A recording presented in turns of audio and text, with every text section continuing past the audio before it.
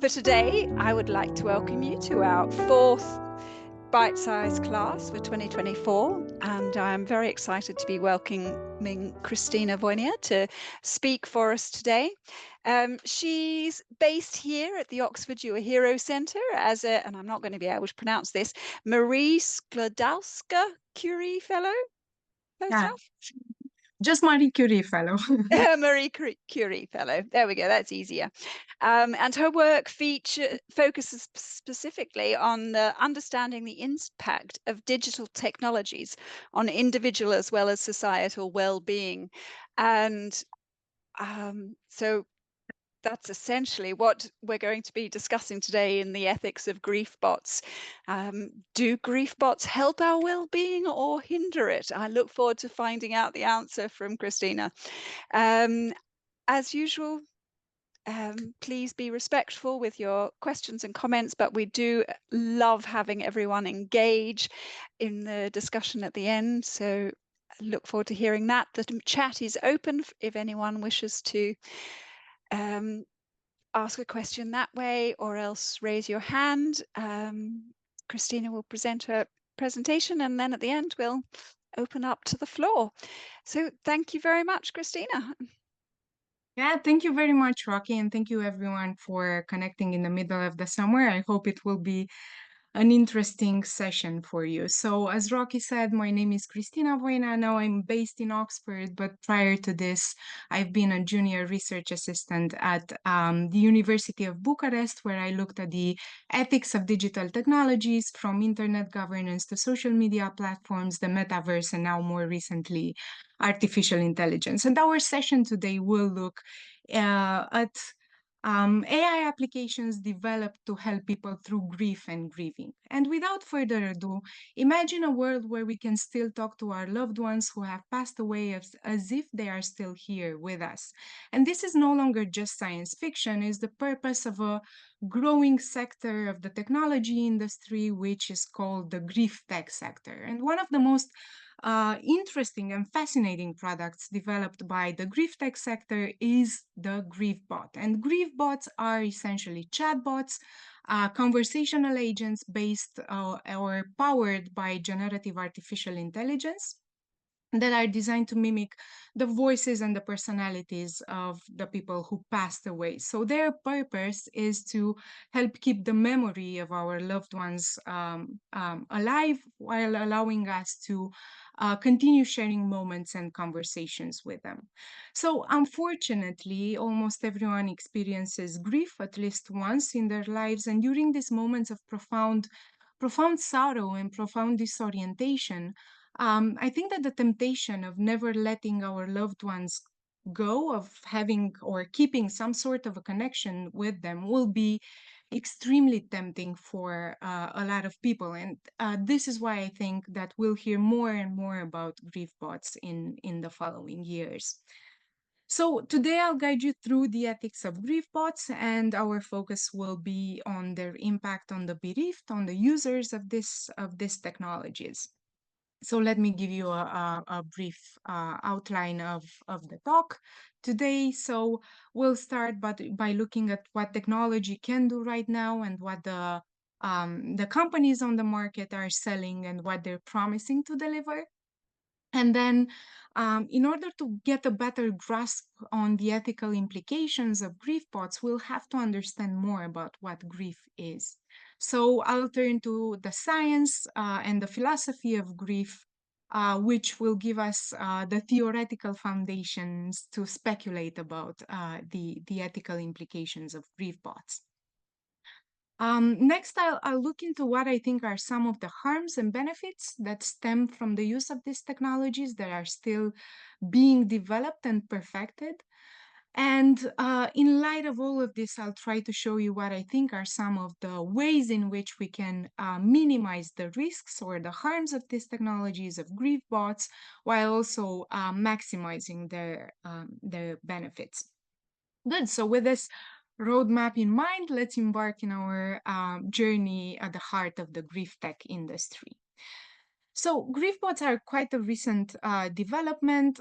They are a result of the emergence of large language models. So essentially, Griefbots are chatbots powered by large language models, and they are designed to replicate the writing and the speech style of a specific person. So I assume that everybody has heard about large language models, and some of you might have also used them at least once. They use deep learning and transformer architectures and are trained on a vast amount of data, mostly data from the internet. And their main purpose is the prediction of the next token in a given sequence of tokens. So tokens are not necessarily words; they are words broken down into smaller units that can be more easily processed by the large language models. So it's interesting that large language models have been described as stochastic parrots, which means that they have no understanding of what they're doing. They have no intentions. They have no subjective experience, although parrots do have subjective experience. But I guess this metaphor is used to convince users, despite our tendency to anthropomorphize, that we're not interacting with an entity that has um, any sort of mental state when we're interacting with a large language model. So, state-of-the-art large language models such as Claude, which is developed by Anthropic, or ChatGPT, which I think is one of the most famous LLM out there. They demonstrate high performance across various tasks due to being trained on vast amounts of data. So LLMs are used to write code, to generate music, to write poetry, or even to write essays. And this is, I guess, why they're so popular amongst students. So, um, to tailor these models to mimic a particular individual more accurately, these large language models have to undergo a process which is called fine tuning. And fine tuning involves exposing a general model to a more specific data set that describes a particular individual, a data set that contains the personal data of a particular individual.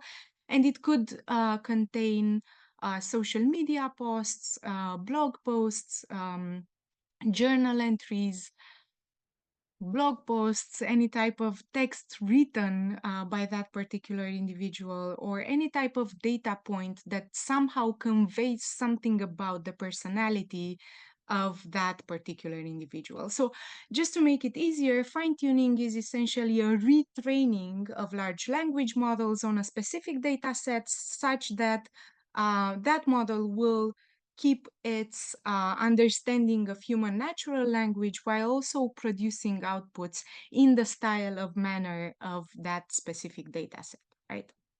So by fine-tuning large language models on datasets containing text authored by or describing a specific person, we can create digital replicas of people that are capable of generating responses that reflect that person's knowledge, personality, memories, and also unique ways of expressing themselves.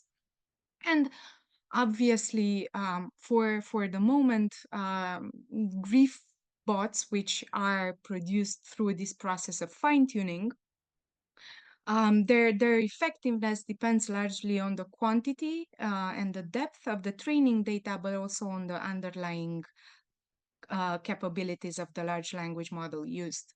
So for the moment, grief bots are not quite are not perfect. So they tend to be quite repetitive. They cannot tell relational contexts apart. But the users of grief bots up until now they have mentioned that even if for a couple of moments or minutes, they have been fooled into thinking that they're conversing with the person who passed away instead of just with a conversational agent. So this when I'm describing Griefbots, usually this sounds very science fiction-y, right? We have this super evolved AI technology that is able to mimic almost perfectly each and every one of us, depending on how much data we feed them with. But I guess it's not so science fiction anymore. And there are a couple of companies, quite a lot of them actually, on the market already providing these types of services. And probably you've heard of Replica, which is one of the biggest companies in the business of providing. So at first they provided Griefbots, but now they're in the business of allowing people to custom tailor their own AI companions, whether AI friends or romantic partners. But I've put here on my slides a couple of print screens from the websites of the companies that are already on the market. And this is HereAfter AI, it's called. And they offer the opportunity to capture one's life story by engaging in a conversation. It used to be by engaging in a conversation with a human biographer, but now users have to talk to a bot and they have to try to convey to the bot as many memories as they can, and then this life story is compiled with other data points in order to create a digital replica of that person. And they say on their website that you can create your own grief bot that you can then pass as a gift for holidays, Mother's Day, Father's Day, birthdays, retirements, and more to those you love, so that you will always be a presence in their lives. And you can do this for just $10 per month. Then we have this company which is called You Only Virtual, and I think then that the name speaks for itself. And they're selling the opportunity to build your persona, which I guess it's a combination between virtual and persona. So they say they use the most advanced AI systems in order to digitally replicate people so that you never have to say goodbye to those you love. So they say by creating a digital version of yourself, you ensure that you'll always be in contact even when the unthinkable happens. And the unthinkable is death, obviously. Then there's this company which is called Project December that has the very modest motto of simulating the dead. Also, they're using AI running on one of the world's most sophisticated supercomputers, whatever that means, in order to offer users the possibility to simulate a text-based conversation with anyone, including someone who is no longer living. Um, so most of Griefbots or most of what we have on the market right now are chat-based Griefbots, but now we have adversarial networks that allows us not to replicate not only the writing and speaking patterns of a particular individual, but also their face, their voice, their poise. And I think 2 weeks ago, there was a talk on deep fakes. And that's precisely the technology that is being used or combined with generative artificial intelligence to recreate not only how people used to speak, but also their appearance, their poise, so on and so forth. So these are just some of the companies already on the market, but the list could go on. All of these companies have very suggestive names and not very modest mottos, but almost all of them are in the business of aiming to help people deal with the passing away of their loved ones by providing a means to keep lost relationships alive. But if we zoom out, it becomes evident that the grief tech sector shares the same laissez-faire ethos to technology development and deployment as the rest of the digital tech industry. So this means that oftentimes developers adopt this solve-as-we-go perspective when it comes to the products that they're putting on the market. So more precisely, they develop the products, they throw them on the market, and if problems arise, they say, we're going to see how we deal with them. Right. or if they deal with them in any way whatsoever. But what is more interesting, or what it was most interesting to me when I studied the mission of these companies, is that there's this hidden assumption that grief is something really bad. Grief is something that we should overcome as soon as possible, as fast as possible, if not avoid completely. And we should use AI as a means to do away with the grief. But what is grief more precisely? Is it really something that we should try to do away with, or is it rather a necessary process of adaptation to loss? So, in trying to answer this question, what grief is, I turned obviously to philosophy, and my assumption was that philosophers must have had a lot to say about grief, since philosophy has since forever been understood as preparation for dying. But to my surprise, grief has received little attention in the history of philosophy. And I think this is largely an inheritance from ancient philosophers. So I have here a couple of quotes. I don't have the time to go through them, but I'll just let you read them. And you'll see that ancient philosophers were very skeptical of grief. So there was this broad consensus across several schools of ancient philosophy that feelings of grief should be heavily constrained or minimized, if not eradicated completely, just because grief is or denotes a lack of control over our emotions, which is obviously bad. Grief is something bad. Grief is something that we should avoid. We shouldn't engage or indulge in grieving when we lose someone close to us or someone we loved.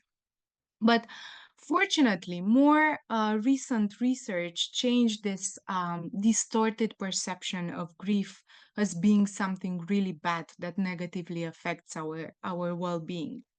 So the neurobiology of grief, it's still in its infancy, but there are a couple of studies, pieces of research have been conducted already, and they point towards a very interesting direction. So, what these studies show is that every loving relationship that we have encodes a physical connection into our brains. And then these connections are translated into a virtual map of the world, or of that part of the world which is familiar to us, that our brain then uses to make predictions. This is why, for example, because we have this virtual map of what is familiar to us that contains not only physical places, but also the loving relationships or the important relationships that we have in our lives. Because of this virtual map that we have, this is why we can walk with our eyes closed inside our homes. So we have the map in our home, so we can navigate it virtually. But also, it's one of the reasons why when we lose someone that mattered to us in the first couple of days, weeks, or even months for some, there is this uncontrollable tendency of talking to the people who passed away, or giving them a call, or just having some sort of interaction with them. So what happens then? It's not that we forget that the people whom we loved died. It's just that our brains are these extremely powerful prediction machines that are wired to predict that those whom we love will always be there. So, neuroscientists more recently developed this new theory of grief and of grieving, as being the brain's effort to update its model of the world. So, grieving essentially stems from a conflict between two sources of information. On the one hand, we have the semantic knowledge, which refers to the persistence of the attachment figure's existence. And on the other hand, we have the episodic knowledge, which refers to the memory of the death event or the funeral or the moment when we found out that someone who mattered to us passed away. So, grief is this conflict between these two sources of information. And this theory of grief is called very poetically, I think, the gone but also everlasting theory of grief. And it describes grieving as being this cognitive dissonance arising from the clash between these two sources of information. But what was really interesting for me when I read about this theory of grief and grieving is that it paints grief as a form of learning, as a form of learning to make new predictions, which would entail that we have to learn new automatic habits. So we have to replace the old habits that involve the person who passed away. We have to also update our image of ourselves to include the absence of the person who passed away, or a revision in predicting their presence. And we're gonna come back to this point a little bit earlier because it's very interesting. But also, we have to strengthen or to develop other bonds in order to meet ongoing attachment needs.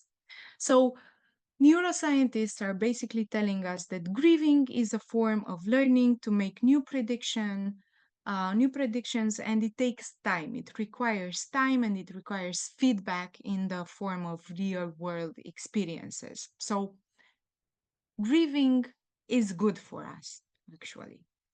And interestingly, the same the recent research in philosophy mirrors these insights, and I'm referring to a recent book published in 2022 by Michael Cholby, which is called Grief: A Philosophical Introduction. I highly recommend this book, and I'm also gonna post it on the Slack channel a little bit earlier. So in this book, Cholby says that grief is a transformative experience that helps us reconstruct life's meaning in the face of loss. So we grieve for those in which we are eudaimonically invested, meaning that we grieve for those that left a mark on our identities. So this means that we can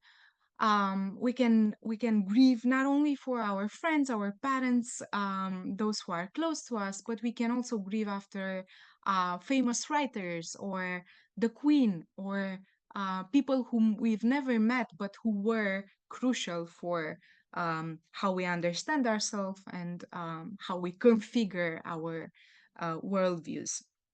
So that forces us to confront the question of how those we loved mattered to us, what we valued in our relationships, and what we will be missing. And Cholby argues that grief has two dimensions. It has a retrospective dimension, and in this sense, he says grief is a privileged route to our past.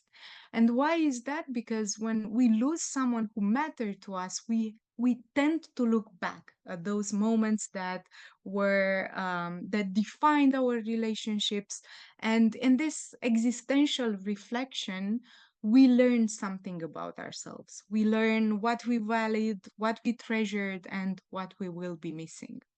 But also, this type of existential reflection generates a crisis in our identities, because we don't only look back, we also have to project ourselves into the future, and we have to reconstruct how we understand ourselves, and um, we have to kind of navigate a world, learn how to navigate a world in which those whom we loved are not here anymore, are not there anymore. So I think it's really interesting how from two different angles, grief has come to be seen as a process of learning, of self-knowledge, as Cholby calls it, or of learning to make new predictions. So this kind of negates the negative image of grief that the ancients painted, and it shows that grief is, despite it has this paradoxical nature, despite being very painful and distressing, it's something that we have to go through in order to be able to have meaningful relationships and fulfilling lives once again.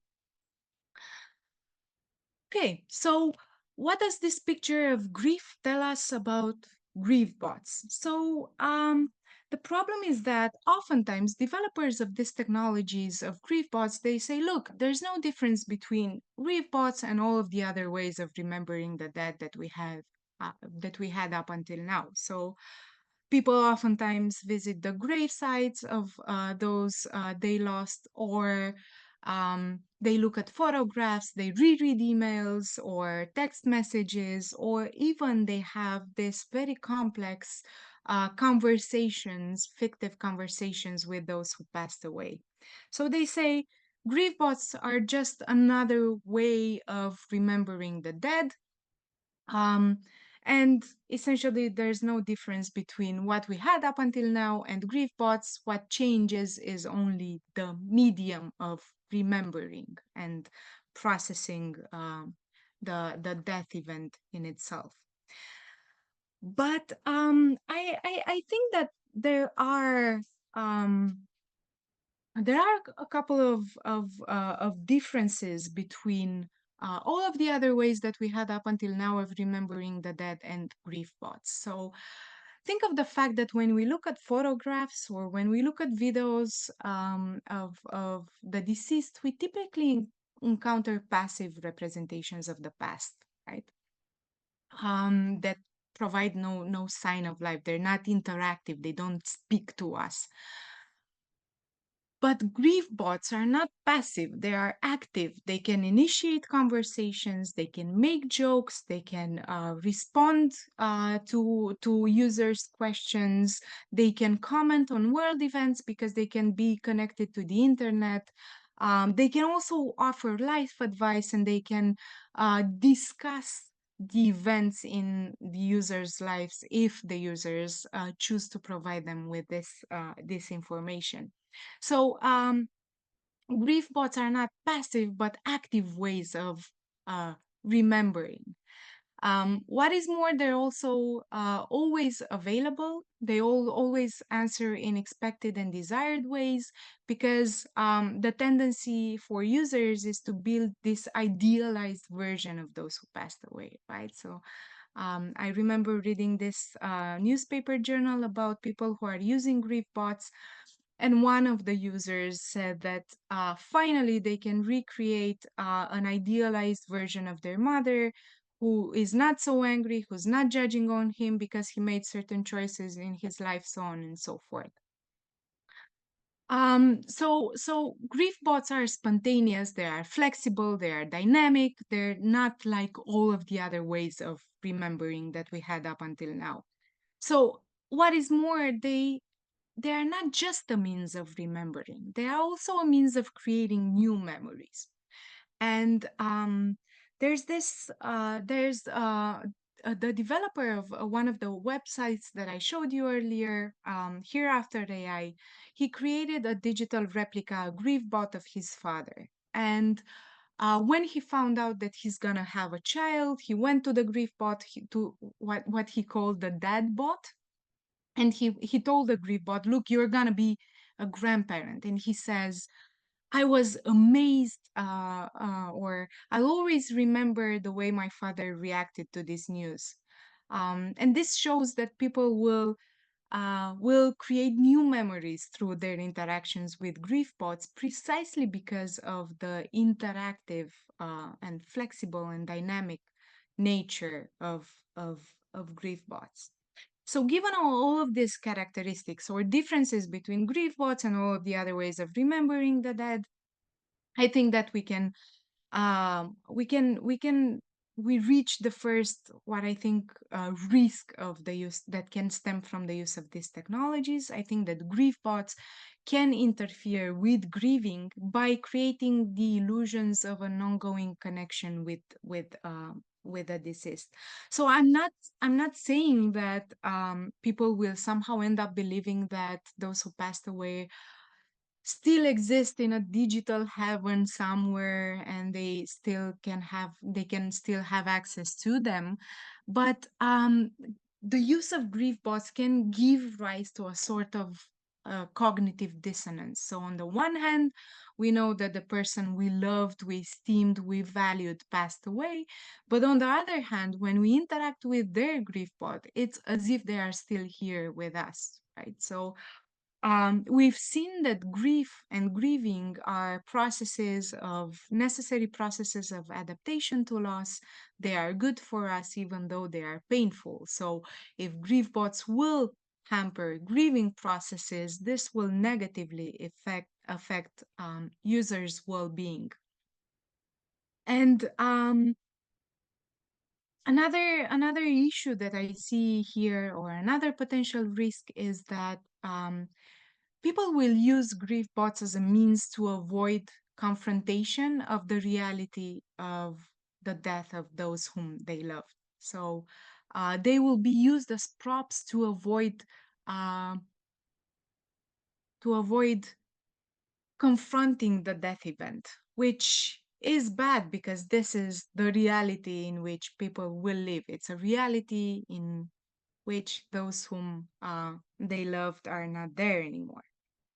So, just to sum it up, I think that grief bots can interfere with grieving precisely because of their interactive nature, precisely because they can evolve, they can learn from their interactions with users, they can adapt their answers to their users' answers, so on and so forth. But I said at the beginning that don't want to be overly pessimistic, and I think there are already hints that grief bots can also be useful in particular circumstances. So, if you attended Anna's talk last week, you've probably heard about certain instances in which grieving is seen as a mental health issue. And I'm referring here to something that is called prolonged or complicated grief. So, for some bereaved individuals, um, grief can last for years and years. And even if all of this time passed for them, it's almost as if they just found out of the death of those whom they loved. So they don't undergo these processes of renegotiation or reorientation after the loss of someone they loved. So I have here a picture of the famous case of a bereaved Korean mother who was able to, she was, sorry, she was suffering, or she had prolonged grief, complicated grief. She was unable to have meaningful and fulfilling relationships with her other children after she lost her daughter quite suddenly.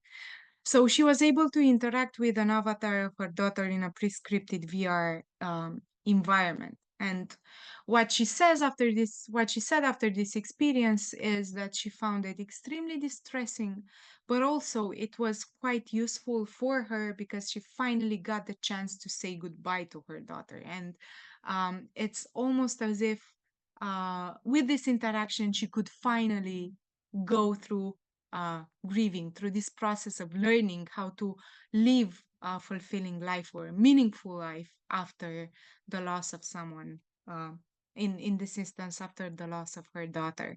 So I think that in this particular instances, for people that have complicated or prolonged grief, grief bots will be incredibly useful in helping them undergo grief processes successfully. And just as a side note, I think it's really complicated to define what successful grieving is, because grief and grieving differ from people to people, and there's no right amount of time to grieve for someone. It will depend on the relationships that we had and on the connections that we had with the people whom we lost. But there are some cases where grief becomes a problem, and it stops people from having or from developing other meaningful relationships in their lives. But then another benefit of grief bots, I think, stems from a different way of seeing personal identity. So recently, personal identity, or who we are, is increasingly seen as being relational, which means that um, who we take ourselves to be, who we are, is defined by the cultural milieu in which we are situated, by the set of institutions and norms that guide our behavior, but also more importantly, by the important relationships that we have with our significant others. So I think that a better way to understand this relational theory of personal identity is that if we see our life as a story, as a narrative, then those who matter to us can be seen as co-authors of ourselves. So then, if if indeed our relationship are constitutive of who we are, then losing these relationships, losing our significant others, would entail losing a part of ourselves. And it so happens that a lot of people who are going through grieving say that a big chunk of their pain is provoked by the feelings of having lost parts of themselves with the loss of the people whom they loved. So I think that the same characteristics that of grief bots that give rise to the risks that I mentioned earlier can also lead to some benefits. And I think that conversations with a grief bot can offer us the opportunity to revisit what we treasured in the relationships that we lost. And just to give you an example, imagine a teenage daughter that loses her father, and with time she will forget what she was in that role as a daughter. She will forget what how it felt to be loved, to be protected, to be guided by her father. And interacting with a grief bot that can replicate her father's way of speaking, his jokes, his way of offering her advice, could be a way for her to reactivate who she was in that particular relationship, what she valued in that relationship, and what she misses. And I think if grief bots are a means for us to remember what we valued, what we cherished in the people in the people we lost, then they can also have some sort of a moral significance. So, um, what do we do about grief bots? It seems that just like any other technology, digital technology, they have both risks and benefits. So, um, but in the couple of papers that I'm gonna post on Slack that have been published on the ethics of grief bots, the emphasis is put on the potential harmful consequences that can arise from the use of these technologies. And the main critique is that the grief tech sector has this laissez-faire approach to the products they're developing, which means that they first put the products on the market without thinking about the potential risks or harms that can be that can arise from their use. So, for example, Lindemann says that because of these potential harms, because grief bots can stop people from grieving, which can negatively affect their well-being, then they should be regulated just as any other medical device, which means that they should only be used in medical settings and only under expert supervision, under the supervision of a psychiatrist or a psychologist, and only in particular cases where the bereaved are undergoing complicated or prolonged grief. So the main idea here is that we shouldn't have access to grief bots. This shouldn't be an industry that everyone has access to. But another proposal is that grief bots should self-delete after a while in order to minimize the risk of emotional dependency on grief bots. So the assumption here is that grieving is a time of profound vulnerability and weakness for the bereaved. And if grief bots are successful in replicating the speaking style of the persons they aim to replicate, then people will become dependent on grief bots because we don't want to let those who matter to us go. So um, if grief bots self-delete after a while, then we eliminate completely the risk of emotional dependency while also allowing the people the possibility to to use Griefbots to process the death event. But I think all of these two proposals are a bit misleading, although they are very, very interesting. And I'm saying that they are a little bit misleading because they completely ignore the fact that Griefbots can also have benefits, and also they just assume that people will never um, take on the risks in order to be able to have some sort of a connection with those who passed away, or yeah. So I think instead of just completely curtailing access to Griefbots, and instead of making Griefbots self-delete after a while, we should just find better ways to design these technologies. And I have a couple of ideas that I'll briefly share with you before finishing. So I think that developers should clearly inform users regarding what the technology is and what the technology can do right now. And you might say, well, this is quite obvious. But if you look at the websites that I showed you a little bit earlier, you'll see that there are these huge promises, never having to say goodbye, never having to let your loved ones go, without also having warnings about what the technology is and what the services they are providing are. So I think developers and companies have a clear responsibility to inform users with regards to what they are buying into. But also, I think we should create static instead of active Griefbots. And by this, I mean that Griefbots shouldn't be able to connect to the internet to be able to comment on world events. And they shouldn't be able to learn from past interactions. And in this way, we could we could minimize the risk of emotional dependency by offering users an interactive representation of those who passed away, still one that cannot constantly evolve and cannot constantly respond to their needs and preferences and desires, just like the real people would have done. And also, I think that we should, or developers should, embed constant and delicate reminders that one is interacting with a conversational AI agent. And this would ensure, I guess, that users are always aware of the fact that they're communicating with a piece of software, and this will help them maintain a healthy perspective on their interactions with Griefbots.